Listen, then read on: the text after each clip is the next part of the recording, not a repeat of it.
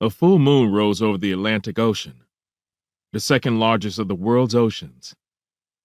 The ocean moved like a conveyor belt driven by changes in temperature and salinity over large areas. Yet there was nothingness for hundreds of miles in every direction. It was an oasis of silence in the middle of the sea. The beauty of the sea was rhythmic, with chance calm. The sky above was dark, black, and beautiful. It was as if a black piece of velvet had been placed over the sky and sprinkled with shiny gems. It was a dark, serene night. The luminous moon gleamed like a beacon for ships crossing the sea, and the twinkling white stars gave harmony to the black-blue sky. The Atlantic Ocean exuded power and confidence, yet became the connection between worlds. But for some, the center of the Atlantic felt like the edge of the world. The sea was where people could lose themselves in the ocean's beauty, tranquility, and uncontrollable power. Peace could be found in the middle of a chaotic world. The slave ship, Abigail, cruised across the Atlantic toward the Americas. A breeze carried a salty aroma that swirled into the noses of the crew, a far better smell than what was below. Unfortunately, a few unlucky sailors had to live and sleep without shelter on the open deck during the entirety of the Atlantic voyage. But they were the lucky ones, as slaves occupied the space below decks. The sea and the saltwater smell were suppressed below, putrefied by appalling conditions.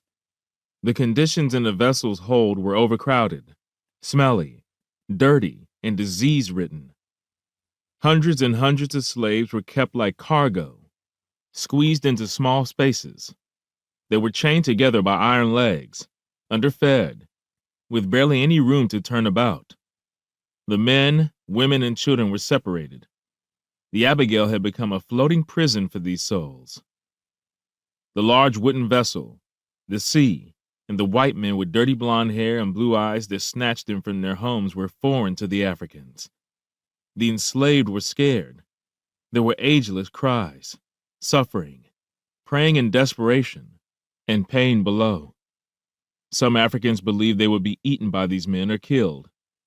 The chains used on the enslaved Africans started to chafe and dig into their skins, making movement painful. The Europeans and the Americas had collided with their world, and this was the result of it.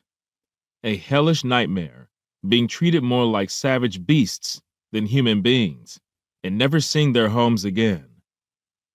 Before the enslaved Africans were taken aboard the vessel, they were vigorously stripped of their clothing, branded like animals, cattle, and had their heads completely shaved. Amongst the enslaved below the deck was a man named Akasha. He was a strapping individual, tall and dark, possessing a powerful torso, and was an intense warrior like the blazing sun. But he'd been reduced to a prisoner of war, sold to the Europeans by other Africans, a rival tribe in Guinea.